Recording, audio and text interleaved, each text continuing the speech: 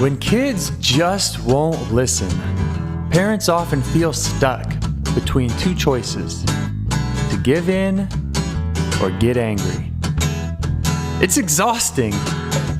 We give you the top techniques directly from the experts, helping you on your path to a more peaceful, respectful, and joyful life with your kids.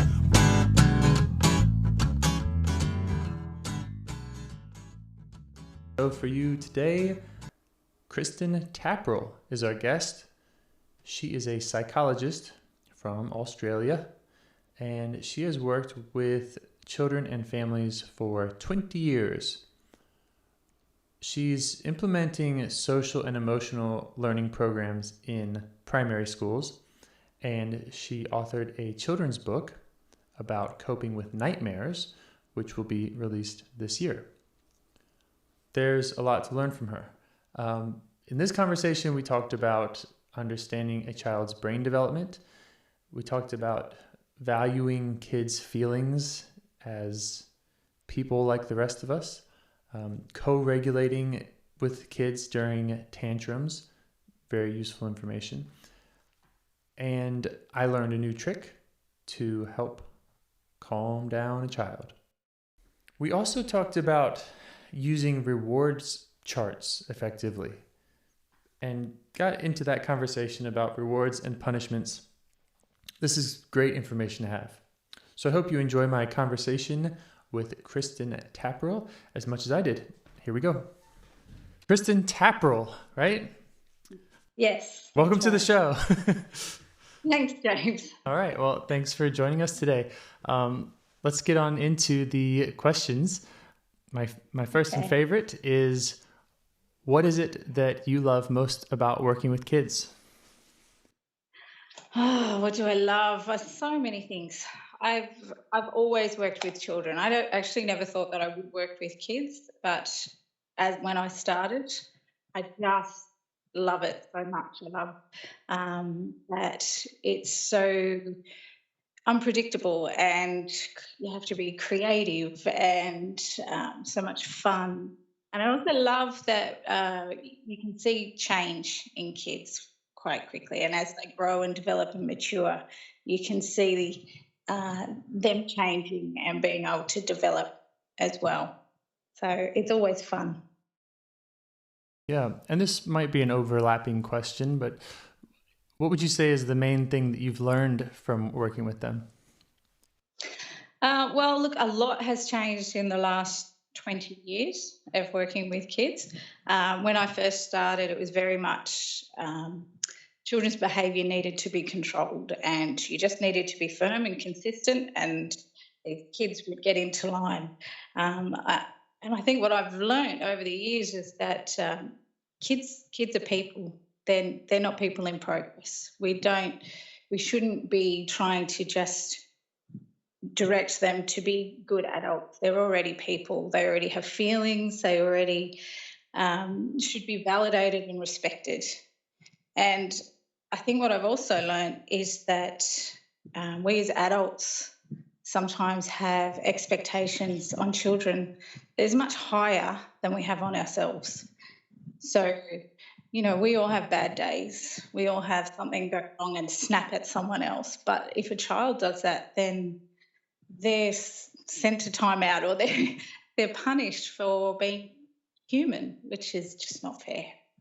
So I think that something that has changed for me is seeing kids as being just like all of us, and that there's always a reason for behaviour, and there's always an unmet need or something going on, and that's what we need to be looking for. Right. So you've worked with kids in a lot of different environments, public and private, and right now you are back in a public environment, and you're working, you described it as social and emotional work that you were doing in primary school. Yeah. So it's a social... Yeah, go ahead. Yep. A social emotional learning program that we implement in a primary school for 12 months. So as part of that, we focus on kindergarten, year 1 and year 2, and we screen to see if there's any difficulties. So it could be emotions, it could be pro-social difficulties, it could be behavioural problems. And so then we assess those kids, we see their parents, we see the child, and offer some support and some help there. We also then, in that 12 months, will run a group program that's for the child and the parent, and they come in weekly and we work with the child and the parent. And then when that's finished, we just stay in the school and we offer support to teachers and continue to offer support to those children and their parents for the 12 months. Mm-hmm. Can you describe the demographic a little bit for the American audience here? Is this in a big city? Are these kids middle class? So what's the demographic? So I live in a rural area of New South Wales in Australia. So it's a farming area. The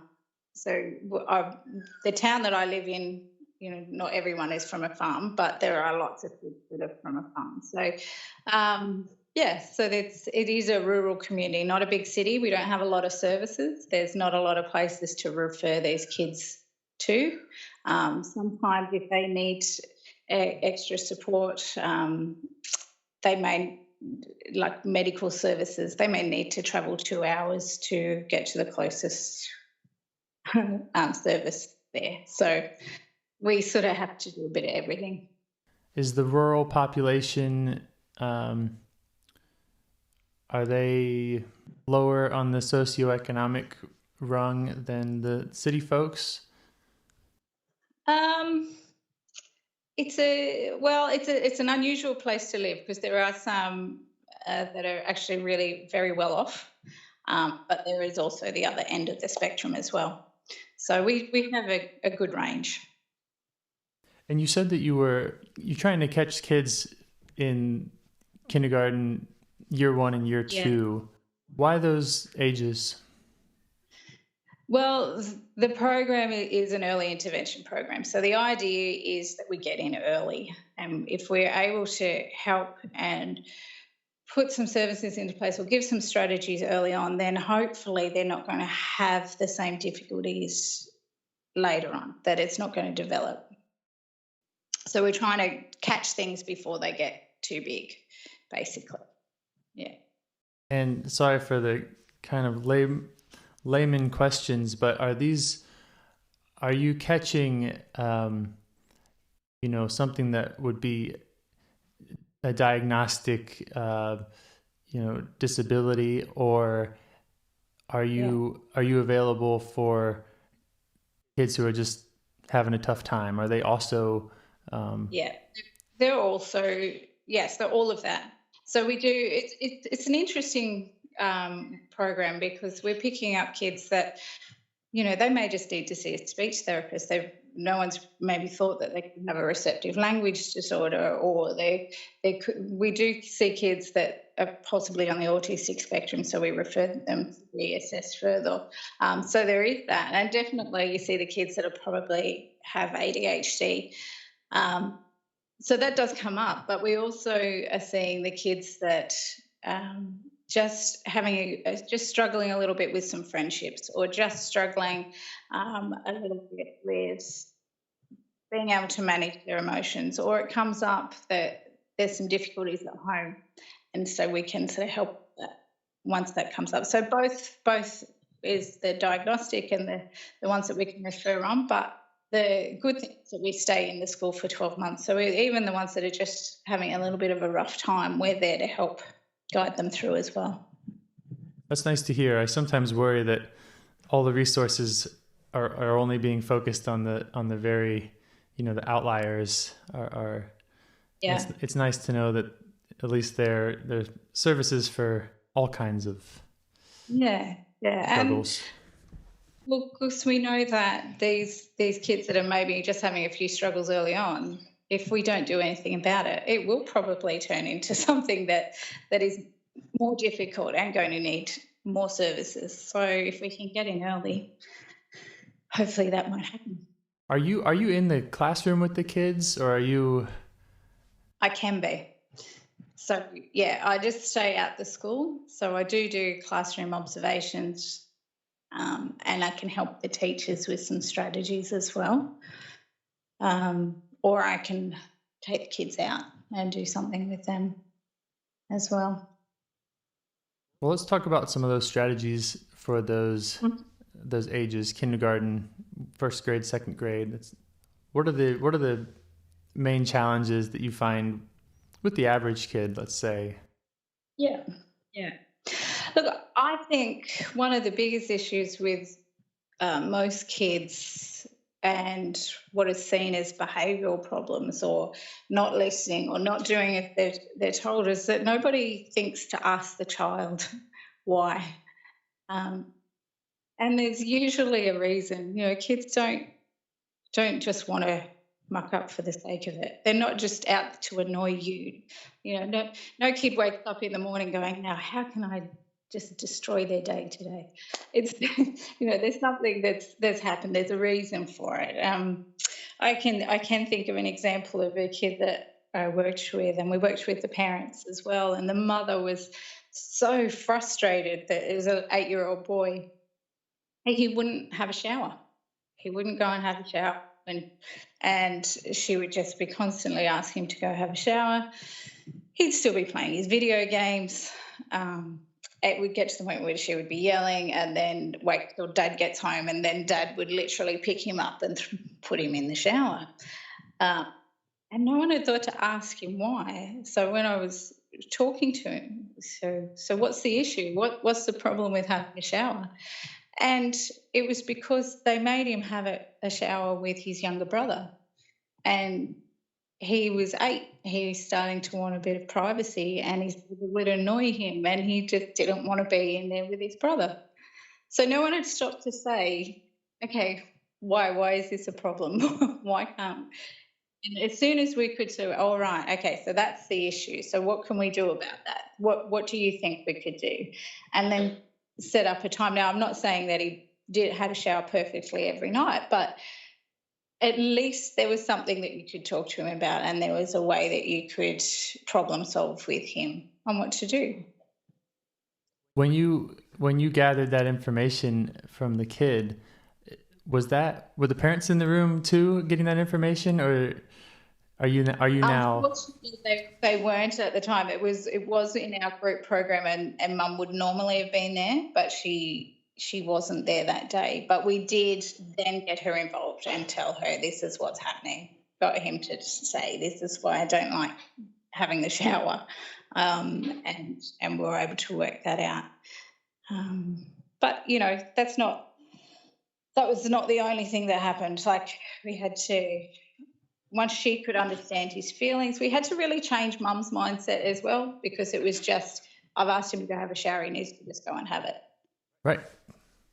Yeah, which, that would be lovely. But, like I said before, kids are people too. It's not just do as you're told. There's reasons for behaviour. So, so getting him to stop and explain why, getting Mum to understand his feelings, and she needed to see things from his perspective as well before she could change and be a bit more flexible. Okay, so how about we change it so that you have your shower at this time and he has it at this time, instead of everyone just rushing through at the same time. Well, that sounds like quite a challenge to, as you say, to change Mom's mindset.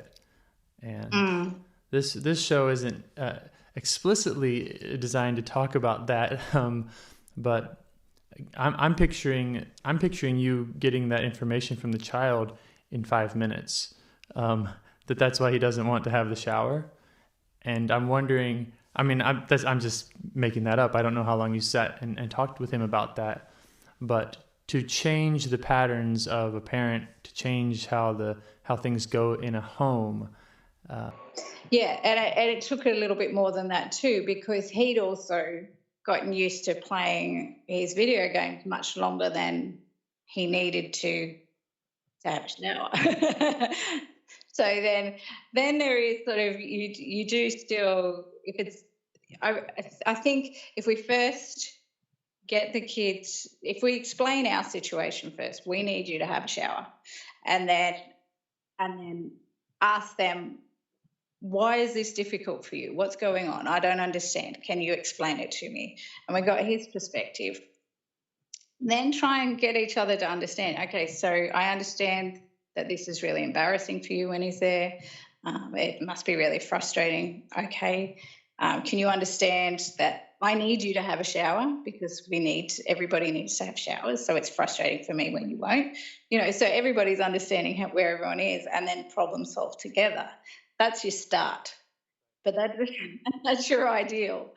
But he was good for a little while, and then hang on a sec. I used to play video games for a lot longer than this and have a shower. So then you do need to add some logical sort of consequences as well. So with things like, we need everyone to have had showers and be clean before we sit down and eat dinner. If you're not going to do that in time, then you're not going to be at the dinner table when we're eating dinner.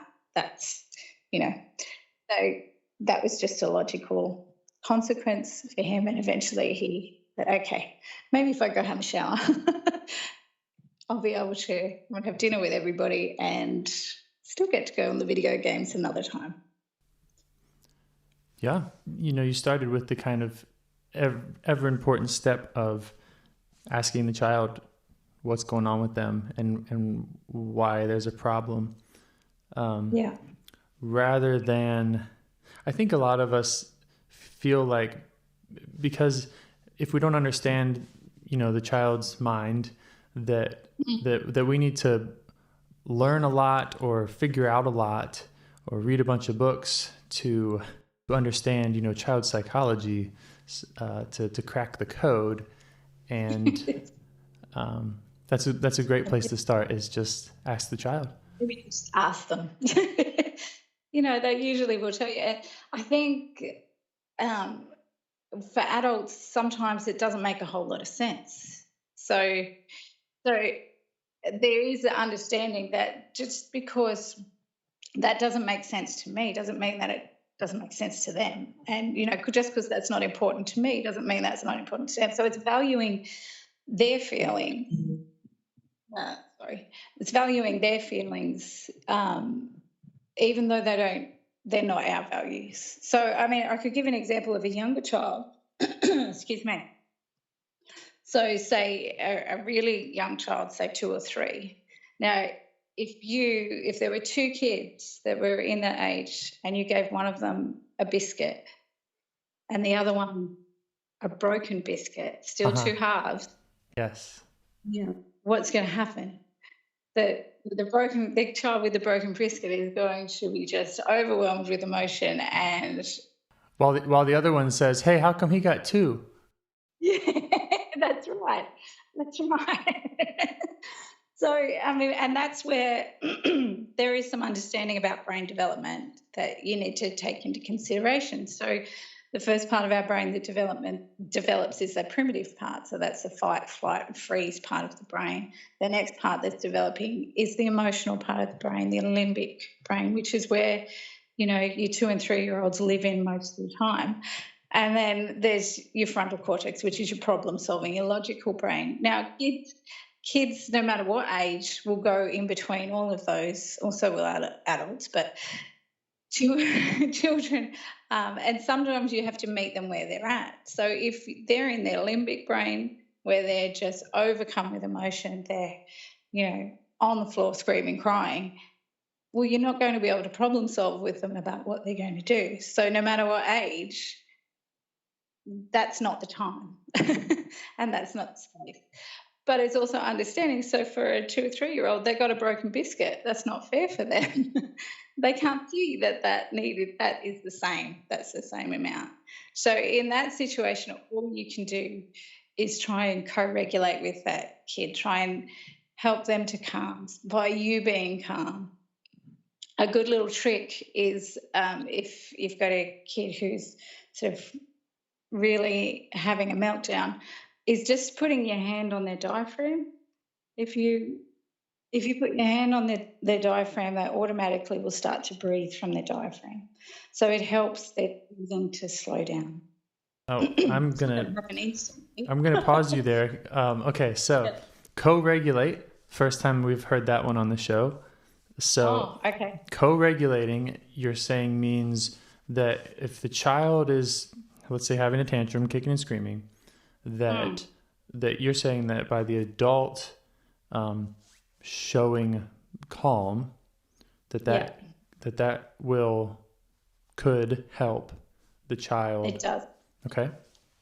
regulate. So they can't regulate themselves. So the whole idea of just leave them, they'll be right, self-soothing, um, doesn't really work. It just leaves them in distress.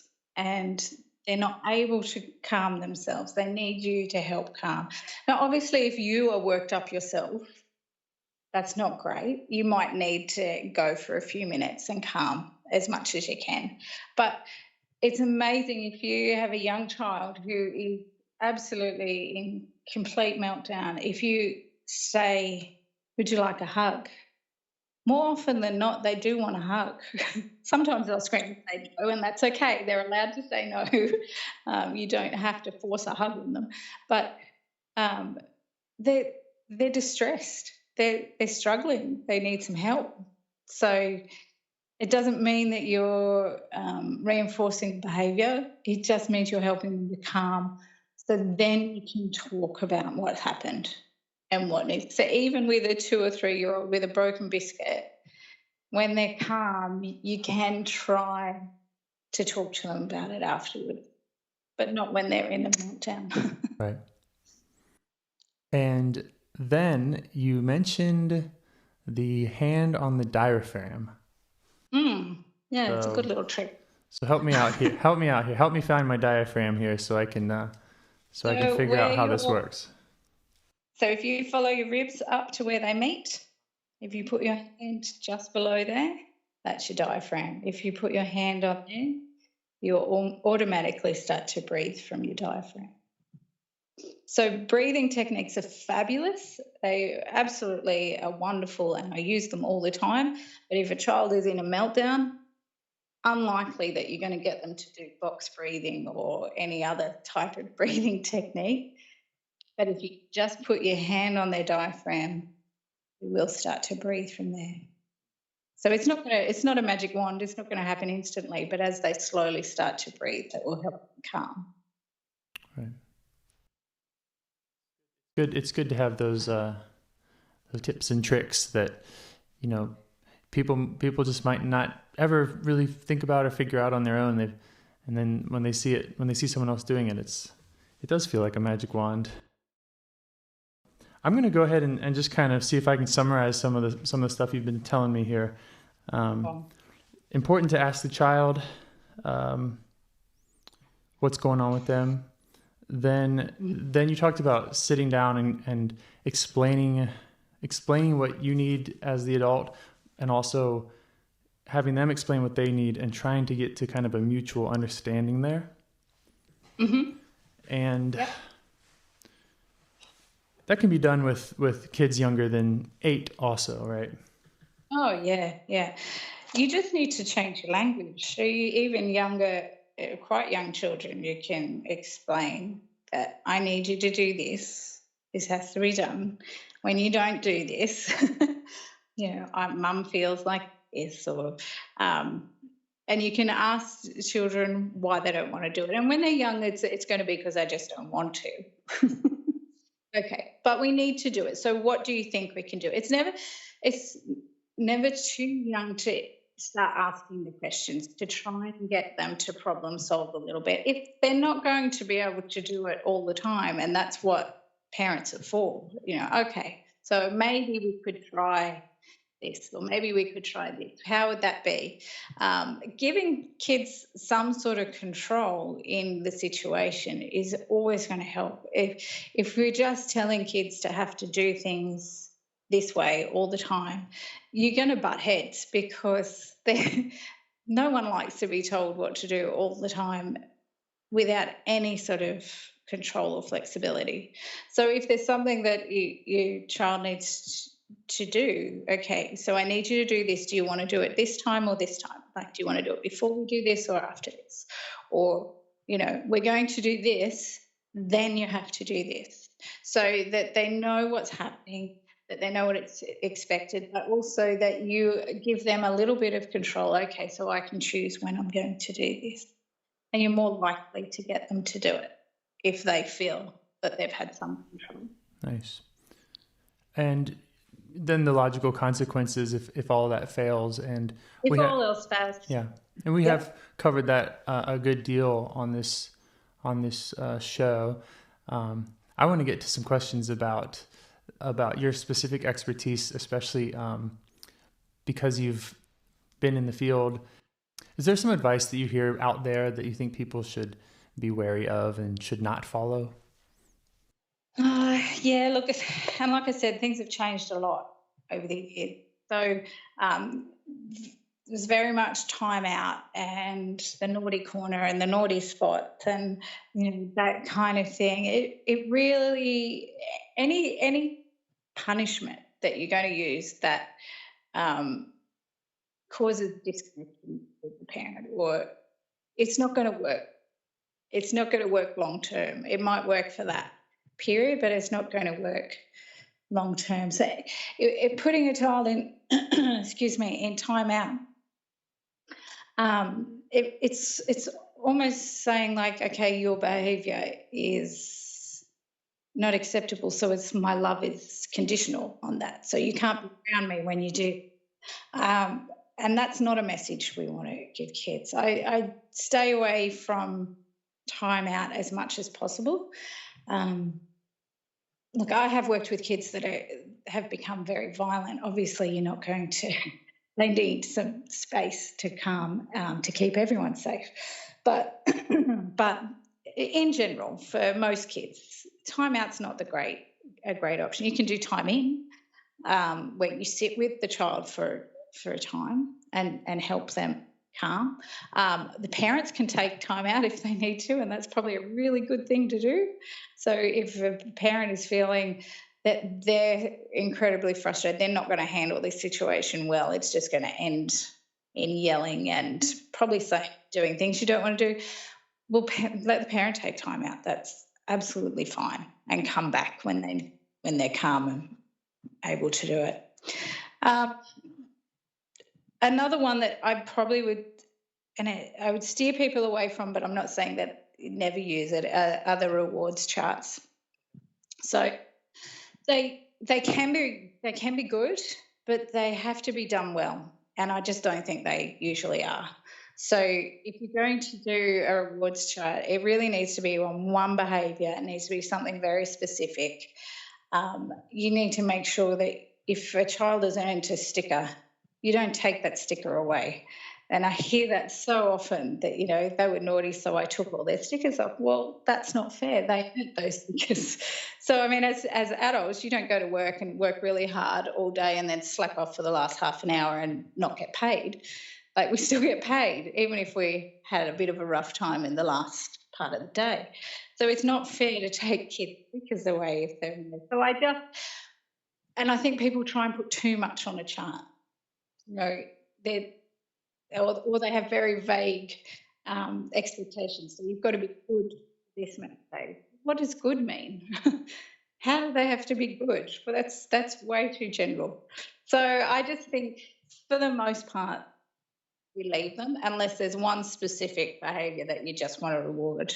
Mm-hmm. So the reward chart is a tool that is valuable and can work if the person understands how rewards work and how reinforcements work, which is something they could find out. That's out there, but it definitely requires some consistency and some understanding of when and where and why and how to give and take there. Absolutely. So you have a book coming out this year? It should be this year. Yeah. So it's with the publisher at the moment. Okay. So it's a children's book, picture book that I've written and I'll illustrate as well. So that's something that still has to happen as well. But it's helping children manage nightmares. It's a technique that I've used for a long time in helping children to change the endings of their nightmares Interesting. and being able to, yeah. So giving kids some control over things and not just feeling just overwhelmed and scared.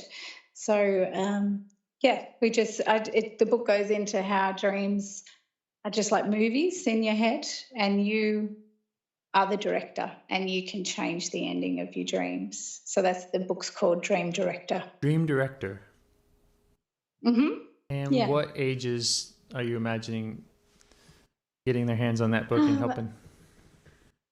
Well, probably primary school age, but it could be used for older. It's a technique that's actually been used for a lot of people with post-traumatic stress disorder. So it's learning to just change those dreams so that you can then go back to sleep. So it could be used for anyone really, but it's mainly aimed at young sort of primary school age kids.